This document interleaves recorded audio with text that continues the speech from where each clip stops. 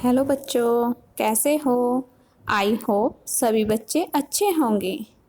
आज हम हिंदी में चैप्टर 3 पढ़ेंगे।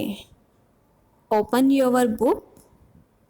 चैप्टर 3 सरदार वल्लभ भाई पटेल।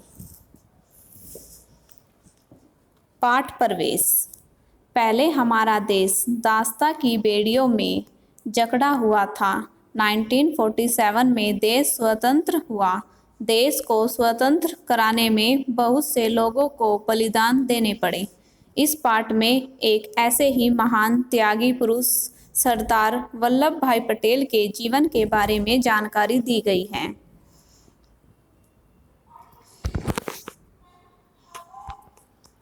वल्लभ भाई पटेल का जन्म 31 अक्टूबर 1875 को गुजरात के खेड़ा जिले के करमसद गांव में हुआ था। उनके पिता का नाम झबेर भाई पटेल और माता का नाम लाडबाई था। उनके पिता एक किसान थे। विद्यार्थी जीवन से ही वल्लभ भाई पटेल बहुत निडर और साहसी थे। वे किसी गलत बात को मानने को कभी तैयार नहीं होते थे। उन्होंने नाडियाद स्कूल से मैट्रिक परीक्षा पास की।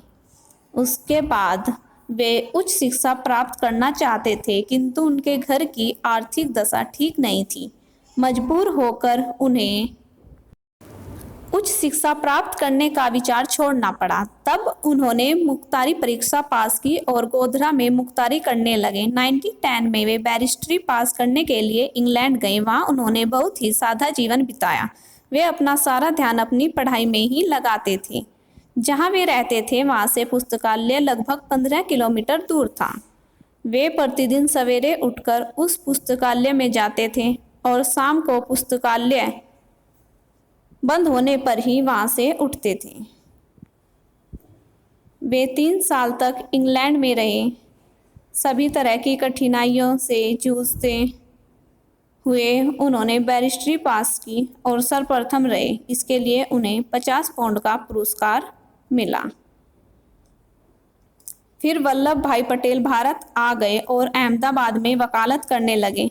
अपनी ईमानदारी और परिश्रम के कारण वे कुछ ही दिनों में दूर दूर तक लोकप्रिय हो गए। Okay student, understand? समझ आया? Any problem? जहाँ पर मैं पढ़ रही हूँ वहाँ पे सभी बच्चे अपनी फिंगर रखेंगे। ओके।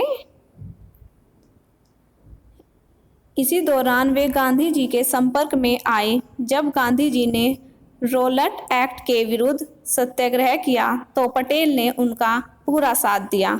उन्होंने वकालत छोड़ दी और तन मन धन से देश की सेवा में लग गए। ओके।